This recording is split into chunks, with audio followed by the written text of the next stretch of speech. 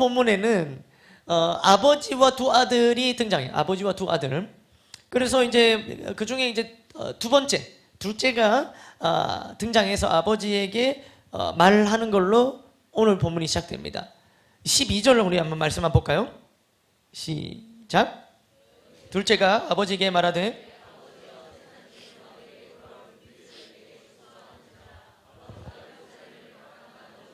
네. 둘째가 뭐라고 합니까? 내게 돌아올 분깃을 달라. 이게 뭘까요? 내게 돌아올 분깃? 돈입니다. 이거 이제 달라 하는 거예요. 그래서 이걸 이제 우리가 여러분들 모르겠습니다. 여러분들 글쎄요, 아들들은 아버지에게 가서 이렇게 얘기하실 수 있겠습니까? 보통 아버지가 아들에게 재산을 물려줄 때는 언제입니까? 맞습니다. 이제 아버지가 돌아가시고 유산을 물려주고 이제 당시에 그래서 이런 유산을 상속하는 법들이 있었어요. 지금 아버지가 오늘 내일 하십니까? 아닙니다. 아버지 정정하십니다. 근데 정정하진 아버지 앞에 가고 유산을 주십시오라고 얘기하면 이 아버지 뭐라고 얘기하겠습니까?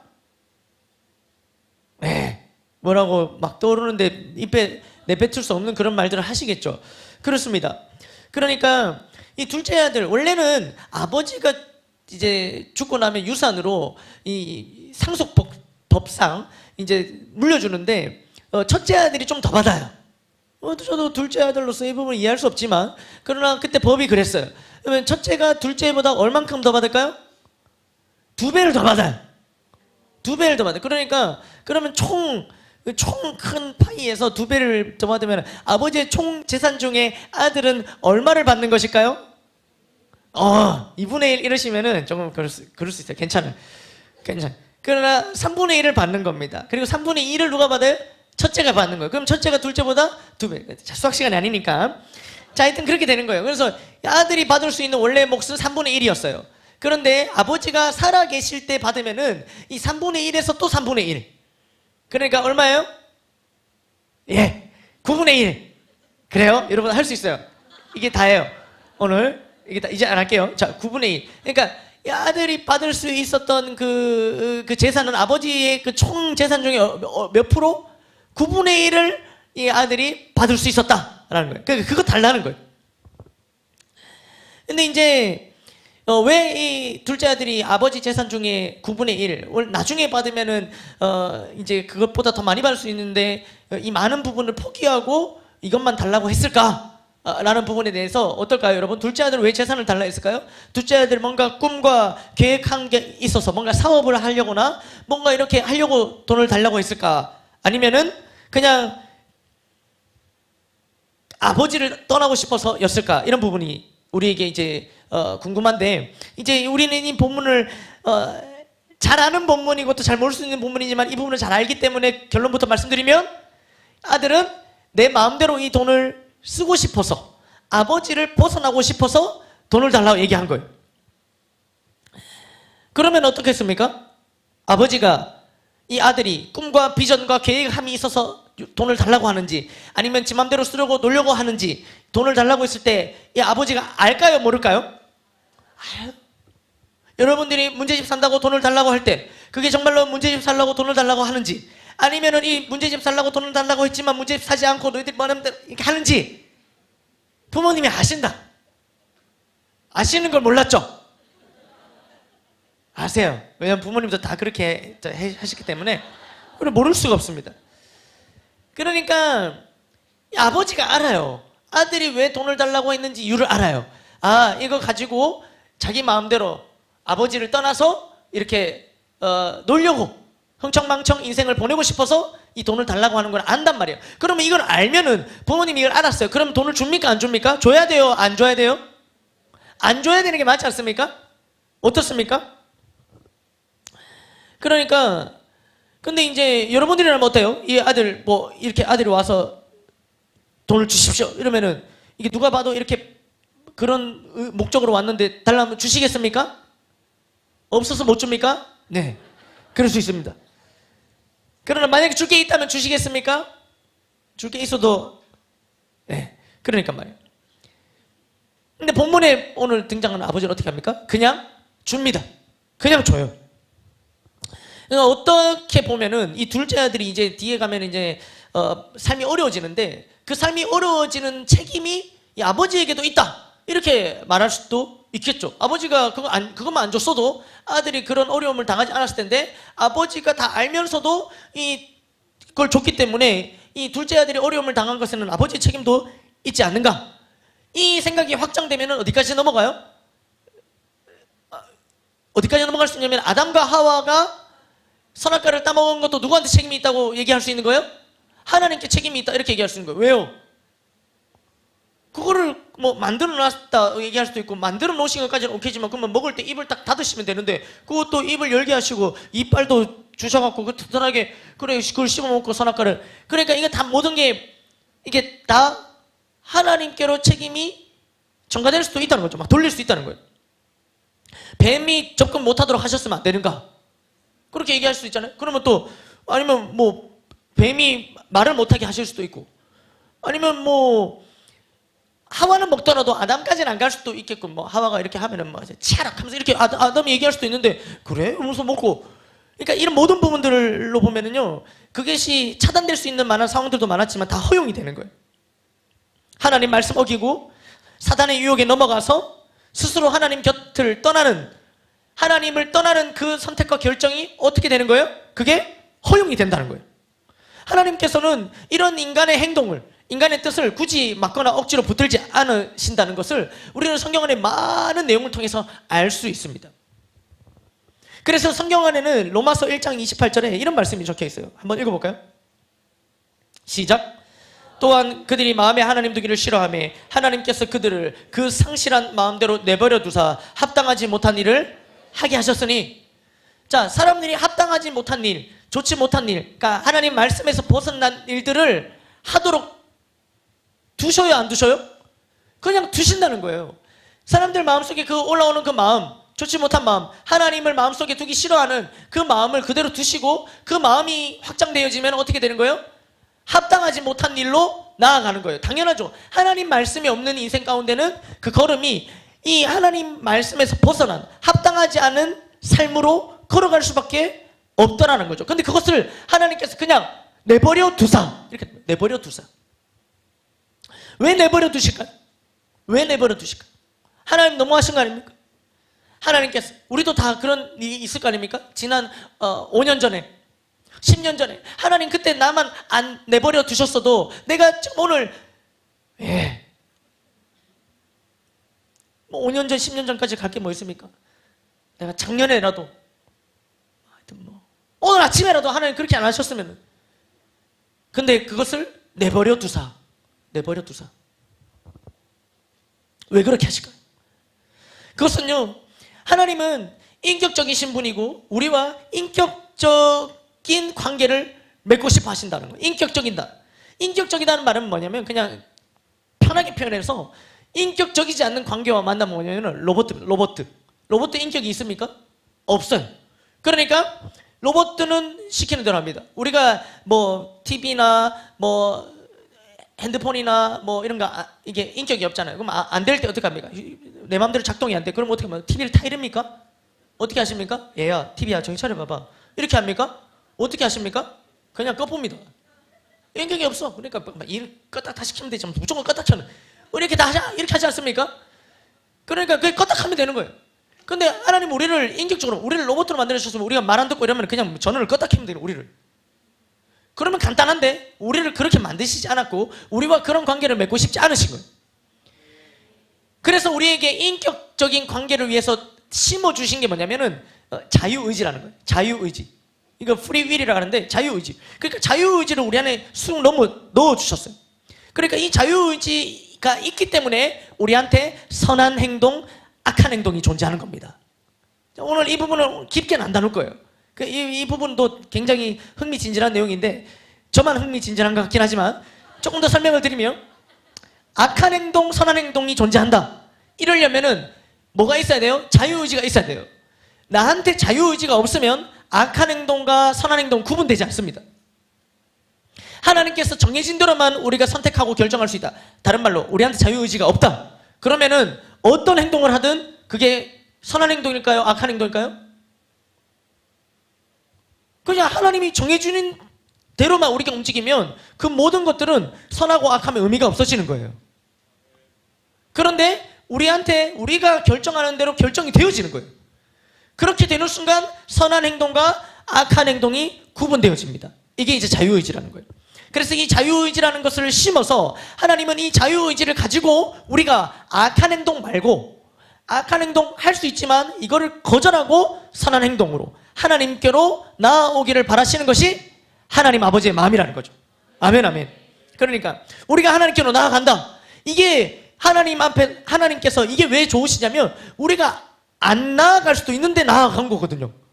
근데 나아갈 수만 있게 되었는데 나와왔다. 그건 무슨 의미가 있겠냐 말입니다. 그렇죠. 네. 여러분 예배 오면 교회에서 여러분 예배 오신 여러분 참 여름에 이까지 오신다고 고생하셨습니다. 나가실 때 5만 원씩 받아가시 바랍니다. 이러면은 누가 결석하겠습니까? 근데 그렇게 예배 온 사람들은 뭐 자유의지를 가지고 어떻게 이렇게 막 예배에 나왔다고 볼 수 있겠습니까? 그럴 수 없는 거죠. 그러니까 말이에요. 그냥 처음부터 이 5만 원 얘기를 할 걸 그랬습니다. 괜히 어렵게 얘기해요. 자, 그러니까 하나님께서 그대로 두시는데 그러나 중요한 것은 그걸 원하진 않으세요. 그 악한 길로 가도록 두시긴 하지만 그걸 원하시지는 않는다는 거예요. 그러니까 이 둘째가 이제 아버지를 떠나 서랑방탕한 삶을 살도록 이 아버지가 내버려 두는데 그걸 어떤 아버지가 그걸 원하겠습니까? 그것을 원하진 않지만 그대로 두십니다. 그리고 받은 재산 가지고 먼 나라로 가죠. 그리고 그 다음에 어떻게 됩니까? 그걸 다 낭비합니다. 다 써버려요.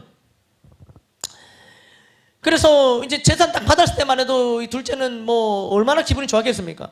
그렇죠? 이게. 그런데 이걸 이제 다 소진하고 그 다음부터 끝없는 내리막길을 걷기 시작하는 거예요. 14절 말씀 읽어보겠습니다. 시작. 받은 거예요. 받은 거를 다 없앤 후 흉년이 들어 그가 비로소 부패한지라. 이거를 다 탕진했어요. 받은 거 다 탕진했더라도 아직 젊잖아요. 그러면은 거기서 일을 하면 되죠. 외국인 노동자지만 어쨌든 간에 뭐 그러죠. 일을 하면 돼요. 일을 하면 되는데 거기에 흉년까지 들어요. 불경기가 찾아온 거죠. 그러니까 이 먼 나라 타국에서 가지고 온 돈도 다 쓰고 그 나라도 흉년에 들어서 불경기가 찾아온 어려운 상황입니다. 그리고 어떻게 됩니까? 그 다음에 이 아들에게 처한 상황이에요. 15절 16절 읽어보겠습니다. 시작. 가서 그 나라 백성 중 한 사람에게 붙여사니 그가 그를 들러보내어 돼지를 치게 하였는데 그가 돼지 먹는 지염 열매로 배를 채우고자 하되 주는 자가 없는지라. 이렇게 된 거예요. 자, 그러니까 이제 취직을 어렵게 했어요. 어떤 일을 하죠? 돼지 치는 일을 합니다. 사실 이 유대인들에게 돼지 치는 일을 한다는 것은 수치 중에 수치입니다. 왜냐하면 돼지는 불결한 짐승으로 여겨졌는데 그 불결한 짐승을 자기가 케어하는 일을 하게 됐으니까 말이에요. 그런데 그 일만 했다. 그래도 나쁘지 않아 보이지만 중요한 것은 여기서 완전히 이 외국인 노동자로 노동 착취돼갖고 먹을 것도 못 받고 임금도 제대로 못 받고 이런 이제 상황이 펼쳐졌다는 거예요. 그게 뭐라는 거예요? 돼지 지염 열매. 그러니까 돼지가 먹는 음식도 안 주는 거예요. 우리가 일을 하면은 일을 할 수 있도록 먹을 걸 줘야 되는데 먹을 것도 안 주고 일을 시키는 거예요. 완전히 악덕 업주에게 걸린 거죠. 그러니까 이런 어려운 상황에 이제 빈털터리가 돼서 돼지 치는 일 하면서 돈도 못 받고 먹을 것도 못 받고 이제 이해가 되십니까? 이런 완전히 비참한 상황에 처해 있는 둘째. 자기가 돈 있을 때는 주변에 사람 많았거든요. 돈이 있을 때는 얼마나 사람들이 많은지 쫙쫙 붙었죠. 근데 이게 자기가 가진 것이 없으니까 자기 주변에 사람도 없고 아무도 없는 상황이에요. 그때 이 아들이 아버지 그리고 아버지 집을 떠올립니다. 17절 읽어보겠습니다. 시작. 이에 스스로 돌이켜 이르되 내 아버지에게는 양식이 풍족한 품꾼이 얼마나 많은가. 나는 여기서 줄여 죽는구나. 그가 떠올린 것은 단순히 아버지 집에 있는 재산이 아니에요. 아버지 집에 누구를 떠올린 거예요? 품꾼들. 아버지 집에 품꾼 품꾼들이 가진 것들을 떠올린 거예요. 아버지께 아니라 아버지 집의 품꾼이 가진 거를 떠올려요. 그러니까 아버지 것까지 갈 것도 없이 아버지 집에서 일하는 일꾼들이 가진 재산도 어때요? 풍족하다는 거예요. 그게 풍족하다는 거예요. 그러니까 육체적으로 또 정신적으로 아주 그냥 죽을 만큼 힘이 든 이 상황에서 그는 아버지 집의 일꾼들의 가진 것들을 떠올리면서 결정하는 거예요. 어떤 결정합니까? 아버지께로 돌아가기로 결정하는 거예요. 돌아가기로 결정했다. 이걸 독백처럼 이렇게 말하는데요. 18절 19절 읽어보겠습니다. 시작.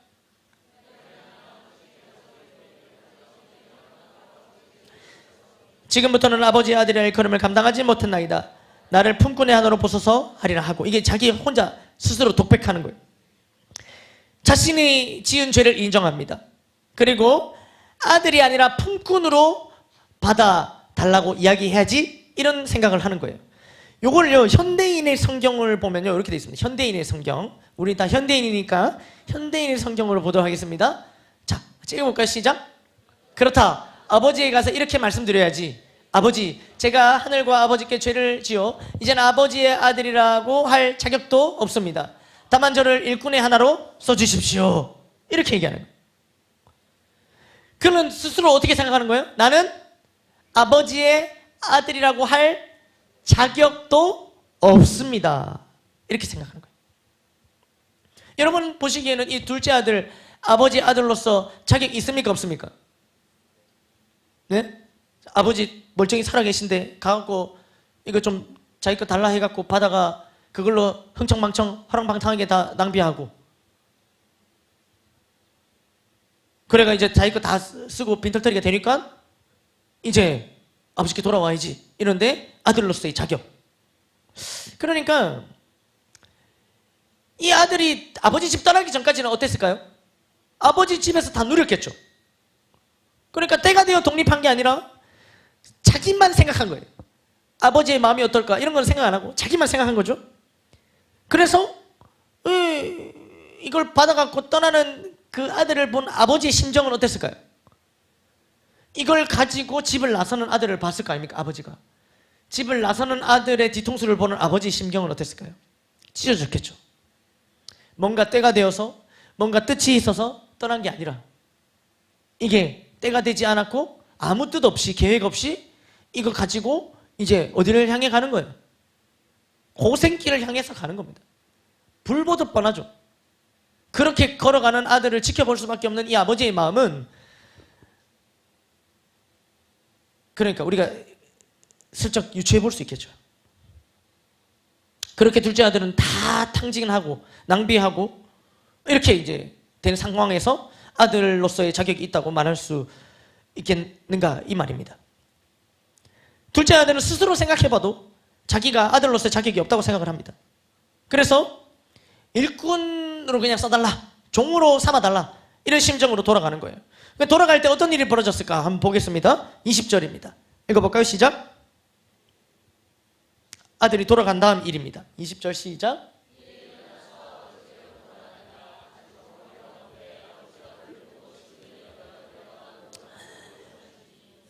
아멘. 자, 어떻습니까? 야, 이놈 자식 잘 왔다 이겁니까? 어떻습니까? 혹은 네, 그럴 줄 알았다 이런 겁니까? 어떻습니까? 아버지가 어떻게 합니까? 거리가 먼데 아버지가 그를 보죠. 그러니까 이것은 어제나 오늘이나 언제 올까, 이제나 올까 저제나 올까, 아버지가 항상 저 먼 곳, 아들이 떠났던 그곳을 바라보고 있었던 거예요. 그러니까 거리가 먼데도 아버지 눈에 아들이 발견되어진 거죠. 그리고 더 적극적인 행동이 나오죠. 그 다음 뭡니까? 측은히 여깁니다. 측은히 여긴다는 것. 여러분, 아주 이 아들의 행색이 어떻겠습니까? 지금 그 돼지우리에서 이렇게 굴렀던 이 행색이 어떻겠습니까? 완전히 뭐 남루한 어떤 막 하도 추리하고 냄새도 나고, 그죠? 그런 몰골로 터벅터벅 걸어왔을 겁니다. 그런 아들을 보면 얼마나 이 마음이 찢어졌겠습니까? 아버지 마음은 절절했을 겁니다. 그리고 그런 아들을 향해 어떻게 합니까? 아버지가 달려갑니다. 당시에는요, 이 나이가 많은 사람이 나이가 적은 사람을 향해 달려가지 않습니다. 이게 굉장히 그 당시 문화나 여러 가지 것들 그 속에서 굉장히 채통이 떨어지는, 이 급이 떨어지는 걸로 봤다는 거예요. 그 달려가는 행위 자체가. 그러나 아버지는 그런 것을 아랑곳하지 않고 바로 달려갑니다. 바로 달려가서 어떻게 합니까? 이놈 자식 하면서 그대로 여러분, 우리 어머니들 약간 그럴 수 있지만 그러나 지금 그렇게 하시면 안 됩니다. 어떻게 합니까? 이놈 자식, 그럴 줄 알았다 이러면 꼴 좋다 하면서 이게 아니고 어떻게 합니까? 달려가서 끌어안고 목을 조르고, 이게 아닙니다, 여러분. 달려가 목을 안고 입을 맞추는 거예요. 이 돼지우리에 굴러다 이 온갖 하여튼 남루해지고 냄새나는 이 아들을 어떻게 하는 거예요? 아버지가 달려가서 안고 입을 맞추는 거예요. 여러분, 이것은 뭐냐면요, 이게 의미가 뭡니까? 이게 의미가 뭘까요? 끌어안고 입을 맞추고, 이게 의미가 뭡니까? 용서죠, 용서. 그러니까 네, 용서한다 이렇게 해서 용서하는 게 아니라 이 행위 자체가 아버지에게 용서를 의미한다는 거죠. 그것도 여러 번 입을 맞춥니다. 말씀 보시면. 그래서 용서하고 아들로서 받아들인다, 이것을 이렇게 표현 안 해도 여기에 다 들어있는 거예요. 여기에 다 들어있는 거예요. 아들이 아닌데 어떤 아버지가 그렇게 하겠습니까? 그러니까 말이죠. 그러니까 자신을 끌어안는 아버지에게 아들이 생각하는 거예요. 아버지가 화를 안 내시네. 그렇죠? 우리 그렇잖아요. 우리 아들들도 그렇잖아요. 우리가 좀 늦었을 때, 늦게 들어갈 때, 그럴 때 원래는 들어가자마자 몇 시야? 이거부터 시작해야 되는데 엄마가 화를 안 내. 그러면 어때요? 좋아요? 더 불안해. 하여튼 근데 이 아들도 아버지가 화를 안 내고 안고 막 뽀뽀하고 막 이러니까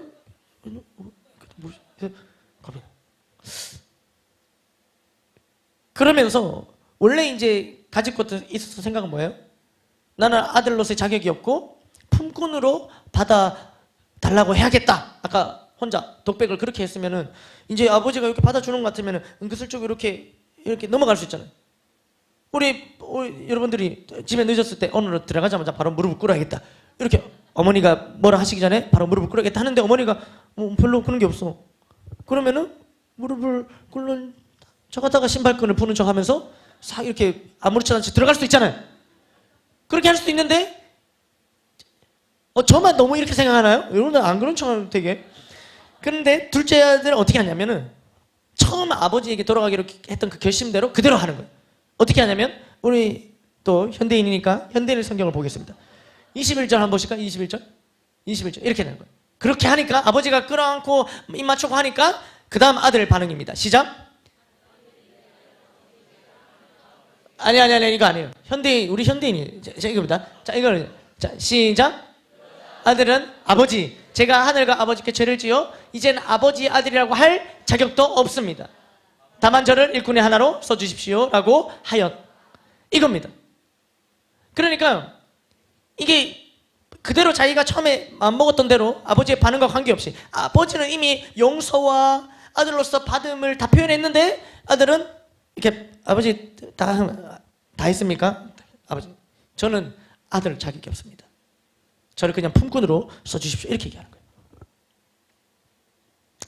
그렇게 얘기하니까 아버지가 어떻게 말했을까요?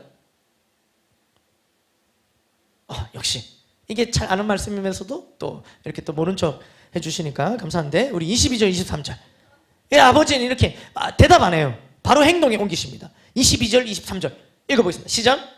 아버지는 종들에게 이르되 제일 좋은 옷을 내어다가 입히고 손에 가락지를 끼우고 발에 신을 신기라. 23절 그리고 살찐 송아지를 끌어다가 잡으라. 우리가 먹고 즐기자. 이런 거예요. 아버지는 아주 기쁜 마음으로 잔치를 여는 거예요. 아들로선 저는 자격이 없습니다. 저를 그냥 종으로 받아주십시오.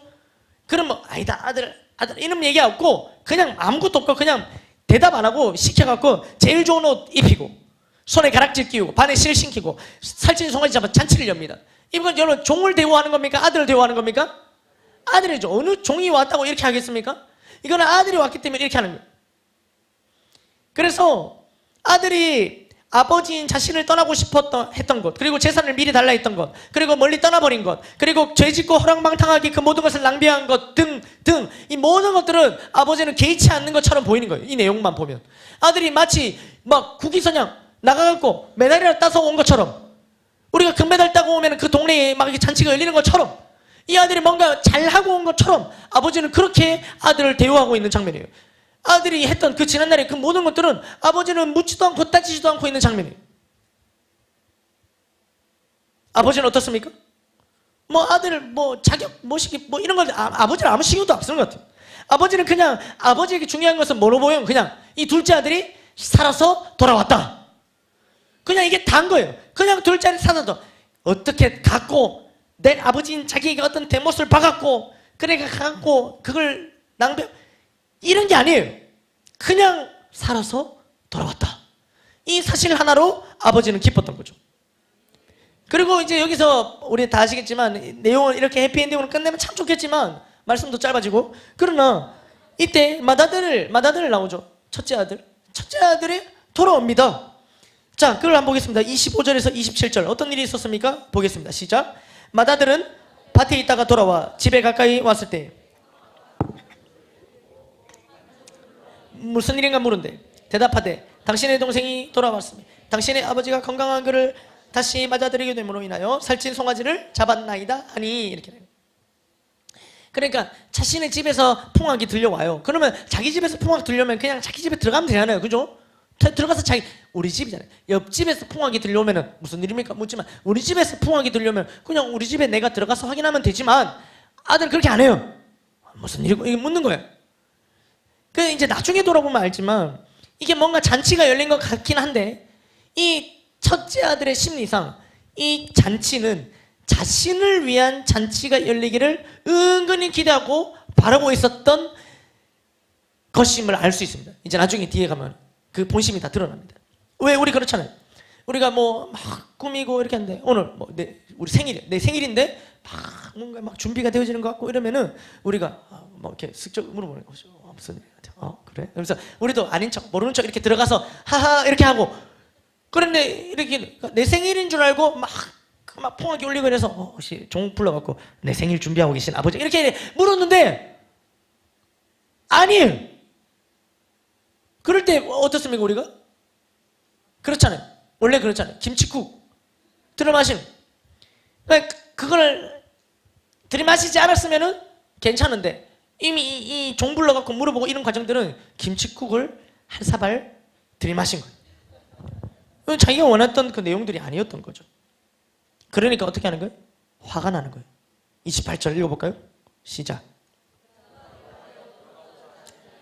아버지가 나와서 권한대. 자, 그렇습니다. 제가 한번 말씀드릴게요. 이 집은요, 두 사람이 같이 지낼 수 없는 집입니다. 첫째가 들어오면 둘째가 나가고 둘째가 들어오면 첫째가 나갑니다. 아주 집도 좁아 보이진 않지만 하여튼 그런 집인데, 둘째가 이제 얼마 만에 들어왔지만 바로 첫째가 나갑니다. 다행히 맏아들은 먼 곳으로는 가지 않고 집 근처에 있었어요. 그래서 아버지가 바로 나가서 들어가자고 권하고 있습니다. 권하는 아버지에게 맏아들은 이렇게 얘기하는, 자기 이제 본심이 나오는 거예요. 29절 30절 읽어볼까요? 시작. 아버지께 대답하여 이르되 내가 여러 해 아버지를 섬겨 명을 어김이 없거늘 내게는 염소 새끼라도 주고 나와 내 벗으로 즐기게 하신 일이 없더니 아버지의 살림을 창녀들과 함께 삼켜버린 이 아들이 돌아오매 이를 위하여 살찐 송아지를 잡으셨나이다, 이렇게 얘기하는 거예요. 그러니까 이 잔치가 지금 본심이 나오죠? 나랑 내 벗들이 즐기도록 염소 새끼라도 잡아갖고 이런 잔치를 열어주기를 계속 기다리고 바라고 있었는데 자기한테는 그런 것도 한 번도 안 해주시더니 이 둘째 아들을 원래 이렇게 삶을 디테일하게 둘째 아들의 삶이 말씀에 안 나왔는데 이 첫째를 통해서 둘째 아들의 삶이 쫙 나오고, 첫째는 어떻게 알았는지 아직 둘째를 만나보지도 못했지만 둘째의 삶을 다 이렇게 알고 있는 것 마냥 얘기하죠. 둘째의 삶이 어떻게 돼요? 아버지의 살림을 창녀들과 함께 삼켜버린 이 아들, 내 동생 아니에요, 이 아들, 이렇게 얘기하는 거예요. 그러니까 그러면 이 첫째는 둘째한테만 이렇게 먼저 아버지가 이렇게 돈을 좀 떼줘갖고 그게 불만이었을까요? 여러분, 그게 아니에요. 여러분, 둘째가 돈 받을 때 첫째도 돈 받은 거 아십니까? 모르셨죠? 12절 말씀 한번 보실까요? 12절 말씀 보십시오. 아버지가 그 살림을 각각 나눠주었더니, 그러면 이 첫째도 받았어 안 받았어? 받았죠. 받았어. 너무 크게. 둘째십니까? 괜찮습니다. 예. 자, 받았어요. 이렇게 너무 이렇게 말씀에 몰입하다 보면 그럴 수 있습니다. 좋습니다. 그러니까 이제 이게 받은 거예요. 그러니까 얼마 받았을까요? 2배. 2배 받은 거예요. 2배. 그러니까 첫째 2배나 받았어요. 그러니까 아무것도 안 준 것도 아니에요. 받았는데도 지금 화가 났어요. 집을 나갔어요. 그러니까 이 둘째, 첫째 아들은 내용이 뭐냐면, 이 뭔가 아버지가 나한테 재산 안 줘서, 돈 안 줘서 첫째가 이렇게 마음 상한 게 아니에요. 첫째는 뭐가 문제냐면은, 첫째는요, 아버지 인정을 받고 싶었던 거예요. 아버지 인정. 이 잔치가 뭐냐면 인정. 잘했다. 잔치. 금메달 따오면 원해 막 대구의 아들 막 이러면서 막 이런 거 하잖아요. 그런 것처럼 잘했다. 자랑스럽다. 인정한다. 이런 것인데, 그러니까 첫째는 그거 원했는데, 그거 원해서 아버지 곁에서 계속 이렇게 일을 했는데, 그거대로 자기는 아무도 그런 인정을 못 받았는데, 이 둘째는 아무것도 안 하고 돌아와갖고는 이런 인정을 받는 것처럼 느껴지니까 이게 화가 난 거예요. 그러면서 이게 화가 난 이유는 또 뭐예요? 자기는 이런 인정받을 만한 자격이 있다 생각한 거죠. 난 인정받을 만한 자격이 있는데 왜 자격 없는 저 동생은 인정해 주시고, 인정받으려면 내가 자격 있지, 왜 나를 인정 안 해주시지 하는 마음이 올라왔던 거예요. 아버지는 어떻습니까? 그런 맏아들을 타이르며 이렇게 말하죠. 31절과 32절 읽어보겠습니다. 시작. 예, 너는 항상 나와 함께 있으니 내 것이다. 내 것이로되 내가 이뤘다가 얻었기를 우리가 즐거워하고 기뻐하는 것이 마땅하다 하니라. 이러면서 이 첫째 아들을 달래고 있는 아버지의 말씀으로 오늘 본문이 끝이 납니다. 여러분, 우리 생각에는요, 여러분들은 누가 더 아들로서 자격이 있는 것 같아 보십니까? 첫째입니까? 둘째입니까? 어떻습니까? 그냥 이제 마음속에 두시고, 둘 다 아닙니까? 오늘 본문은 이 정말 다양한 각도로 접근해서 다양한 교훈을 얻을 수 있는 말씀이에요. 우리 목사님 표현으로는 하여튼 뜯어먹을 게 많은 어떤 말씀입니다. 이 말씀 말이죠. 그 중에서도 저는 오늘 이 자격이라는 주제로 이 말씀을 들여다봤습니다. 우리도 이 형제, 이 두 형제와 같은 모습들이 우리한테 있는 거죠. 누군가는 첫째의 모습으로, 누군가는 둘째의 모습으로, 또 누군가는 둘 다의 모습으로. 그러니까 둘째는 어땠습니까? 둘째는 자기가 아들로서의 자격을 상실했다고, 나는 아들로서의 자격을 잃어버렸다고 생각하는 거예요. 둘째. 첫째는 뭐라고 생각합니까? 나는 자격을 갖추었기 때문에 스스로 나는 인정받을 자격을 갖췄다, 이렇게 생각하는. 아버지는 당연히 나를 인정해야 된다, 나는 그럴 만한 자격이 있다, 인정받을 자격이 있다, 이게 생각하는 것이 첫째입니다. 그리고 자신보다 못한, 자신과 둘째를 비교하며 그 못한 둘째가 인정받는 모습을 보며 아닌데 둘째는 저런 인정을 받을 자격이 없습니다 라고 얘기하는 것이 첫째의 모습인 거예요. 우리는 어떻습니까? 둘째는 스스로 이 아들로서의 자격을 상실했다고 생각한다고 말씀드렸죠. 아버지 앞에서 실제로 그렇게 말해요. 나는 아버지 아들로서 자격 없습니다. 아버지 앞에 이렇게 얘기해요. 아버지가 끌어안고 입 맞추고 괜찮다, 용서한다, 넌 내 아들이다, 가장 좋은 옷을 입히고 손에 가락지를 끼우고 신을 신겨줘도 아니요 아버지 저는 자격 없습니다, 이렇게 얘기하는 거예요. 너는 내 아들이야 라고 얘기해줘도 둘째는 끝까지 아니요 전 자격이 없습니다, 이렇게 얘기하는 거예요.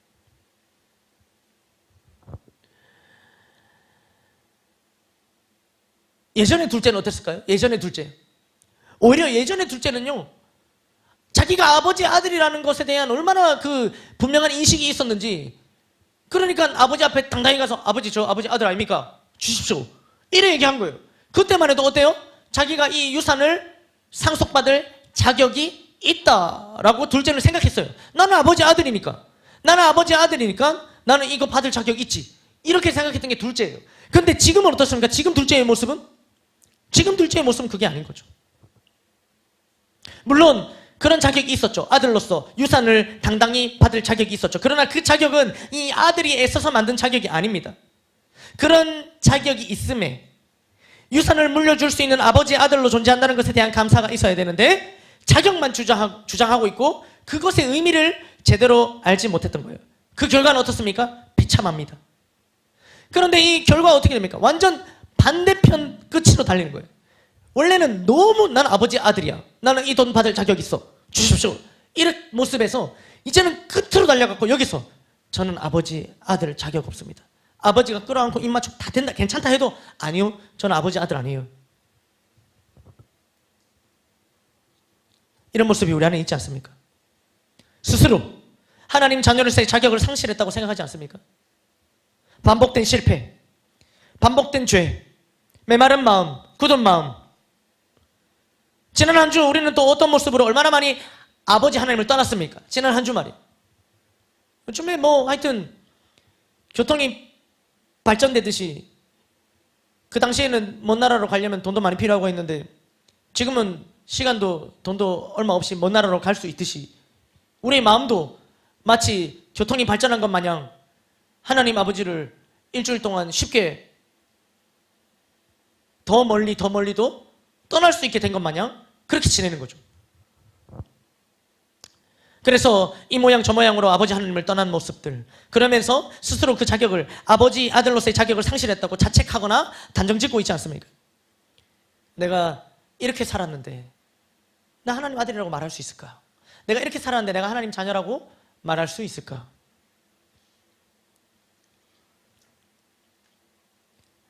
하나님 말씀이 들리지 않을 때 하나님의 은혜가 다른 사람들에게는 다 쏟아지는데 내게만 그 하나님의 은혜가 없는 것 같다고 느껴질 때 우리는 하나님 자녀로서 그 자격을 상실한 결과라고 생각하지는 않습니까? 또 반면 첫째 아들은 어떻습니까? 첫째 아들은 둘째가 이런 잔치를 받을 자격이 없다고 얘기하는 거예요. 자신은 자격이 있는데도 안 해주고 왜 둘째는 자격이 없는데 해주냐고 불만을 표출하고 있는 것이 첫째입니다. 이 잔치를 통한 인정을 받는 것, 오랜 시간 아버지와 함께 일했던 자신에게 이 자격이 있다고 말하고 있는 거죠. 근데 여러분, 이 첫째가 말하는 자격은 어떤 자격이냐면 아들로서의 자격이 아니라 종으로서의 자격이에요. 지금 첫째가 주장하는 것은 아들로서의 삶이 아니라 종으로서의 삶이었어요. 이런 모습은 우리한테 있지 않습니까? 스스로 자격을 갖췄다고 생각하며 다른 사람과 자신을 비교하며 저 사람은 자격을 상실하지 않았나 이렇게 바라보지 않습니까?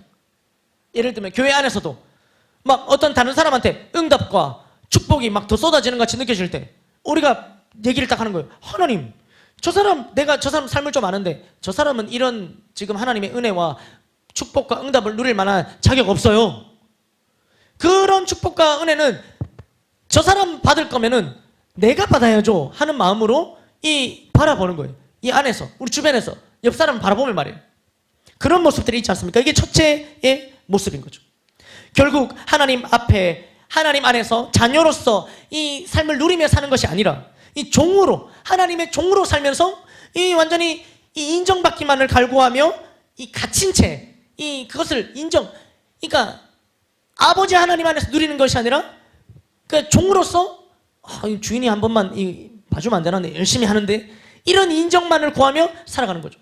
그러니까 신앙생활을 해도 예배를 드리고 우리가 축제 예배 드리고 열정 예배 드리고 금요 기도 드리고 예배 ABCD 드리면서 그것을 누리는 게 아니라 봤죠 하나님? 지금 오예배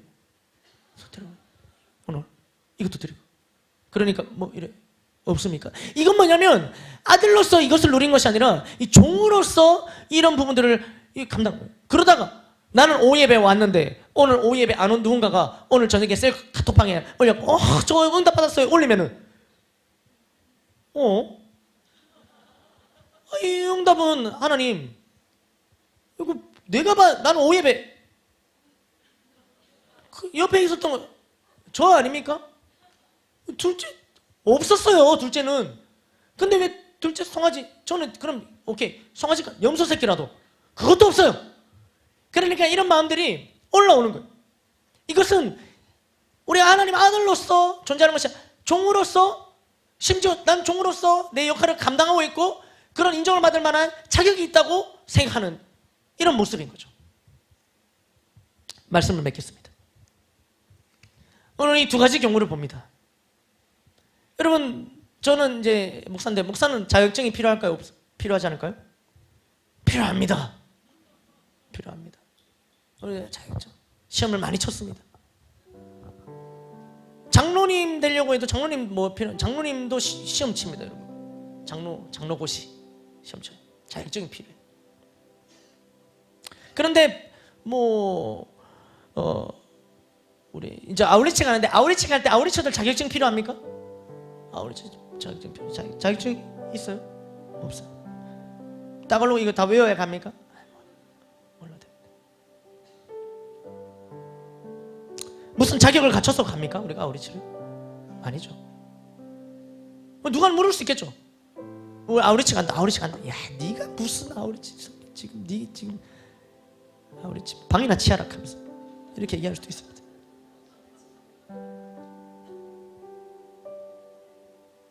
그러나 그런 자격은 없지만 가능한 것이 아우리치, 자격이 없어도 가는 것이 전도와 선교, 자격이 없이 주어진 것은 하나님의 자녀, 하나님 자녀로서 하나님 주신 마음으로 여기서 나를 만나주셨던 하나님을 저기서 전하는 것이 선교입니다. 그거에 무슨 자격증이 필요하겠습니까? 하나님 자녀에게, 하나님 자녀 되면은 자격증이 필요 없어요. 그런데 이 두 아들은 잘못 생각했죠. 우리도 종종 잘못 생각합니다. 하나님 아버지 앞에서 우리에게도 이런 모습이 있지는 않습니까?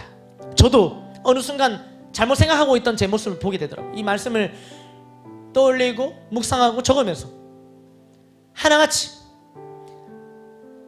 그러니까 얼마나 많이, 이 둘째 아들은 그 다음에 가출했다는 얘기는 안 나와요. 근데 저는 제 삶을 돌아보고 보면요, 얼마나 많이 떠났는지 몰라. 하루에도 몇 번씩, 일주일에도 몇 번씩.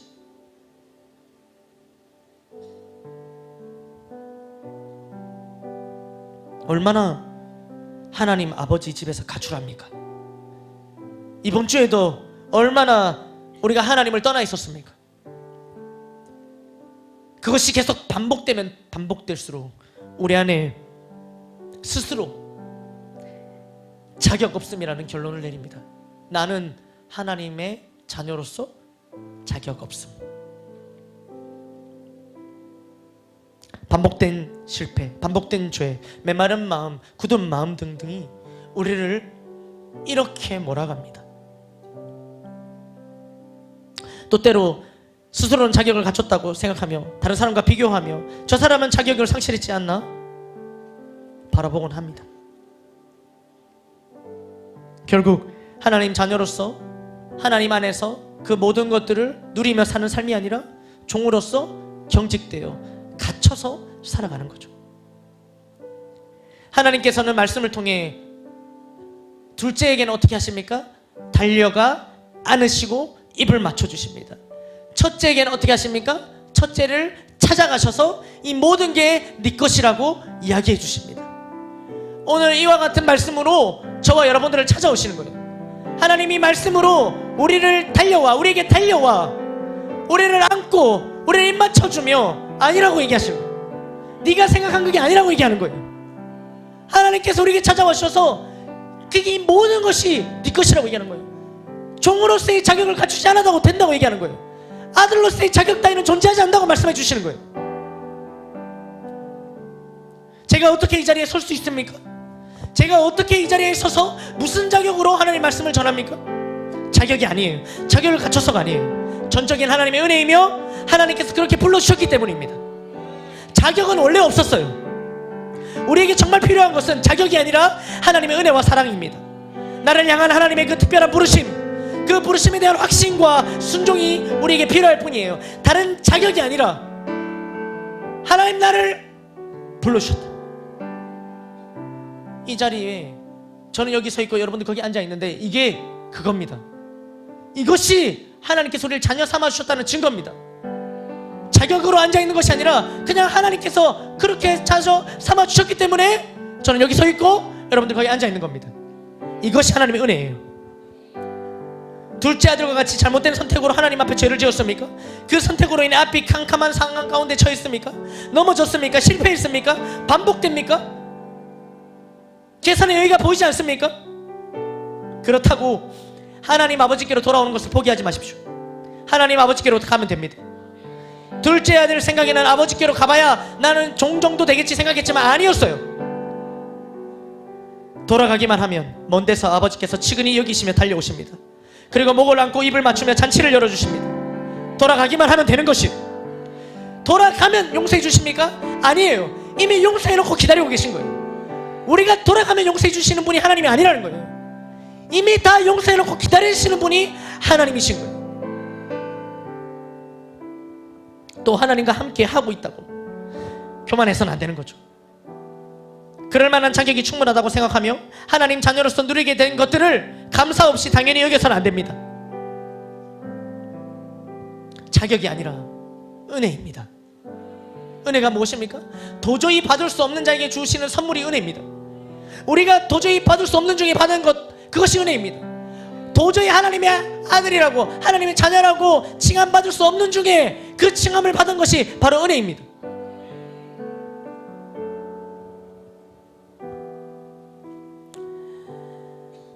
자격이 아니라 부르심 따라 하나님의 은혜와 사랑을 의지하며 끝까지 나아가는 저와 여러분들이 되기를 주님의 이름으로 축복합니다. 모든 영광 하나님께.